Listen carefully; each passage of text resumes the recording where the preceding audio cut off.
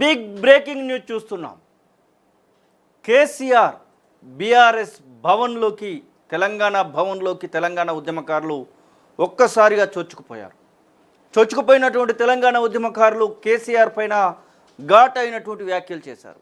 అధికారంలో ఉన్నప్పుడు ఎట్లాగో పట్టించుకోలేదు, ప్రతిపక్షంలో ఉండైనా అసెంబ్లీ వేదికగా అధికార పక్షాన్ని ఎందుకు ప్రశ్నించట్లేదు, ఉద్యమకారులకు సంబంధించినటువంటి విషయంలో ఎందుకు మాట్లాడట్లేదు, కనీసం మా గురించి మాట్లాడడానికి మీకు సమయం లేదా అంటూ వారు విడుచుకుపడుతున్నటువంటి సందర్భాన్ని మనం చూస్తూ ఉన్నాం. ఉద్యమకారులు బీఆర్ఎస్ తెలంగాణ భవన్లోకి చొచ్చుకుపోయారు. హైదరాబాద్ బంజారా హిల్స్లో ఉన్నటువంటి తెలంగాణ భవన్లోకి చొచ్చుకుపోయినటువంటి ఉద్యమకారులను పోలీసులు కట్టడి చేసేటువంటి ప్రయత్నం చేశారు. పోలీసులను దాటుకొని మరి తెలంగాణ భవన్లోకి ఒకేసారిగా వచ్చినటువంటి తెలంగాణ ఉద్యమకారులతో అక్కడ ఉద్రిక్తత వాతావరణం నెలకొంది. మనం చూస్తున్నాం విజువల్స్లో. పూర్తి స్థాయిలో అక్కడికి వచ్చినటువంటి కొంతమంది తెలంగాణ ఉద్యమకారులు అటువైపుగా లోపలికి చొచ్చుకెళ్ళేటువంటి ప్రయత్నం చేశారు. మా గురించి మీరు అధికారంలో ఉన్నప్పుడు ఎట్లాగో పట్టించుకోలేదు, అధికారం పోయిన తర్వాత అయినా ప్రతిపక్షంలో ఉండి అధికార పక్షాన్ని ఎందుకు క్వశ్చన్ చేయట్లేదు, అధికార పక్షం ఇచ్చినటువంటి హామీలను అమలు చేయమని ఎందుకు ప్రశ్నించట్లేదంటూ వారు అక్కడ ప్రశ్నించినటువంటి సందర్భాన్ని మనం చూస్తూ ఉన్నాం.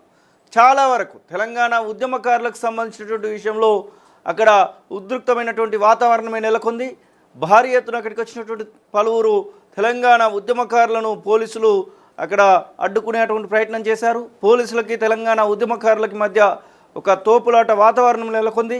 అక్కడికి వచ్చినటువంటి తెలంగాణ ఉద్యమకారులు ఏం మాట్లాడారో ఒకసారి చూసేటువంటి ప్రయత్నం చేద్దాం. మరి తెలంగాణ మోసం చేసిండు, తెలంగాణ మోసం చేసి ఉద్యమకారులు మేము చచ్చిపోవాలా, అసెంబ్లీలో మాట్లాడాలి. తెలంగాణ పార్టీ ఆఫీస్ బంద్ చేయాలి. తెలంగాణ ఉద్యమ నాయకురాలు నా పేరు సాజిదా సికందర్. 150 కేసులు 2 సార్లు జైలుకు పోయించిన నాకు ఈరోజు అసెంబ్లీలో ఏ ఒక్క టీఆర్ఎస్ పార్టీ నాయకులు మాట్లాడారు. ఎందుకు మేము కూర్చున్నామా, మేము నాశనం కాలేమా, మా బిడ్డలు చచ్చిపోయింది, 1200 విద్యార్థులు చచ్చిపోయింది. తెలంగాణ వచ్చింది, తెలంగాణ వచ్చిన ప్రభుత్వం కాంగ్రెస్ పార్టీలో ఉంది కదా, ఇక్కడికి వచ్చి ఏం చేస్తారు మరి? వీళ్ళు ఎందుకు అసెంబ్లీలో మాట్లాడాలి, ఎందుకు మాట్లాడాలి, ఎందుకు ఉద్యమకారులకు సపోర్ట్ చేస్తారు? ఆయన హామీ ఇచ్చిండు, ఆయన కూడా ముచ్చట చేసినాం, అసెంబ్లీ ముచ్చట చేసినాం అసెంబ్లీ ముచ్చట చేసినాం. 500 మంది మీరు అసెంబ్లీలో పార్టీ నుంచి ఎందుకు మాట్లాడాలి, ఉద్యమకారుల గురించి ఎందుకు మాట్లాడాలి?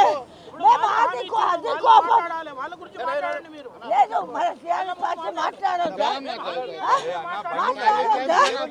మాట్లాడొద్దా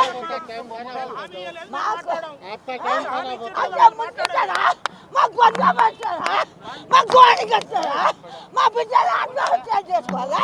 సిగ్గులేదా చెప్పడానికి? మా చాలా మంది మా భిక్ష తెలంగాణ మా విద్యార్థి మా ఆత్మ బలిదానం 1200 మంది చచ్చిపోయింది. ఆత్మ బలిదానం ఉద్యమకాలు. నేను పాలమూరు జిల్లా, నేను మలకపేట నుంచి వచ్చినా, వలస బతుకుతున్నా. ఉద్యమంలో నాశనం అయిపోయినాము, ఉద్యమంలో మాకేం లేదు. 150 కేసులు వచ్చినామా?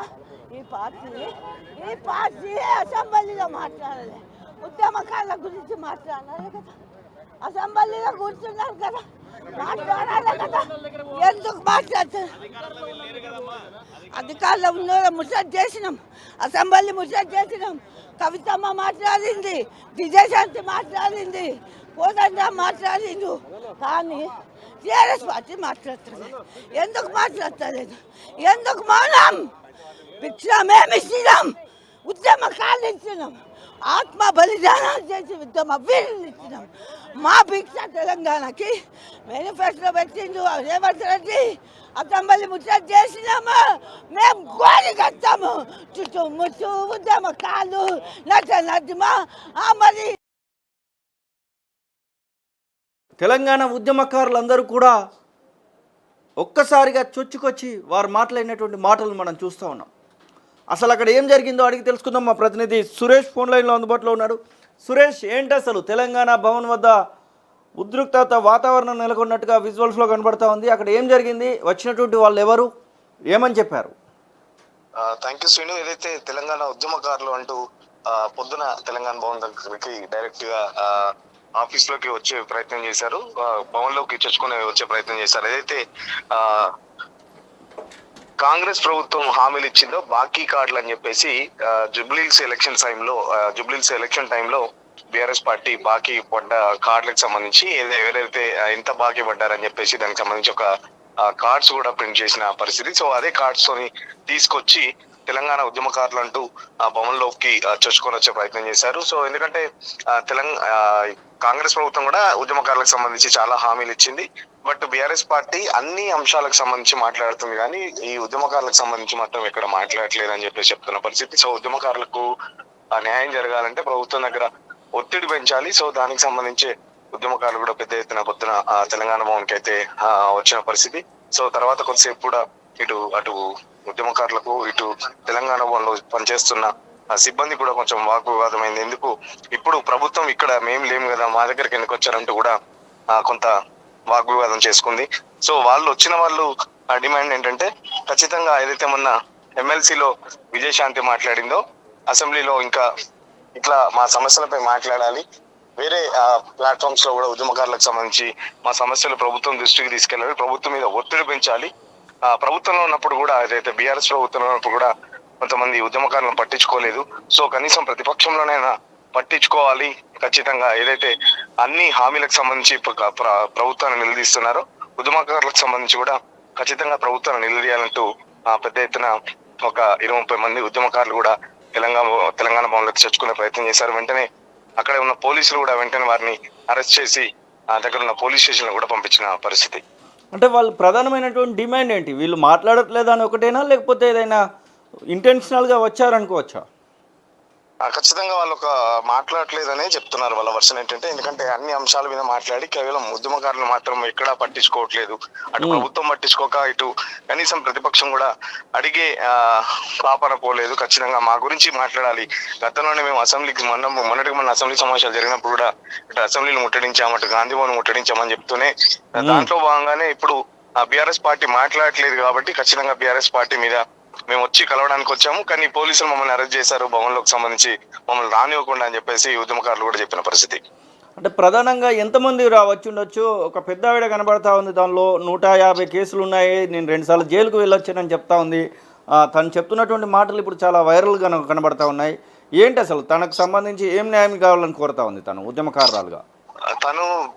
తను చెప్పేది ఏంటంటే ఉద్యమంలో నేను పాల్గొన్నాను, నా మీద కేసులు ఉన్నాయి, కేసీఆర్ని కూడా గతంలోనే చాలాసార్లు కలిసే ప్రయత్నం చేశాను, బట్ మమ్మల్ని అప్పుడు పట్టించుకోలేదు. కనీసం ఇప్పుడైనా ఈ ఏదైతే కాంగ్రెస్ ప్రభుత్వం ఇచ్చిన హామీలకు సంబంధించి బీఆర్ఎస్ పార్టీ గట్టిగా నిలదీయాలని చెప్పేసి చెప్తున్న పరిస్థితి. మాతోనే మేము ఉద్యమకారులు చేయబట్టే అప్పుడు బీఆర్ఎస్ కానీ ఇప్పుడు కాంగ్రెస్ కానీ అధికారంలోకి వచ్చిందని చెప్పేసి కూడా చెప్తున్న పరిస్థితి. సో ఖచ్చితంగా కాంగ్రెస్ ప్రభుత్వం ఇచ్చిన హామీలన్నిటికీ ఏదో ఉద్యమకారులకు ఇటు 250 గజాల జాగా కానీ లేకపోతే పెన్షన్ ఏదైతే అనౌన్స్ చేశారో దానికి సంబంధించి ఈ ఉద్యమకారులకు సంబంధించి ఒక ప్రత్యేక కార్యాచరణ బీఆర్ఎస్ పార్టీ తీసుకోవాలని చెప్పేసి ఇప్పటికైనా బీఆర్ఎస్ పార్టీ ఉద్యమకారులకు సంబంధించి మాట్లాడాలి, లేకపోతే భవిష్యత్ కార్యాచరణ ఇంకా తీవ్రంగా ఉంటుందని చెప్పేసి కూడా ఉద్యమకారులు ఇక్కడ డిమాండ్ చేసిన పరిస్థితి.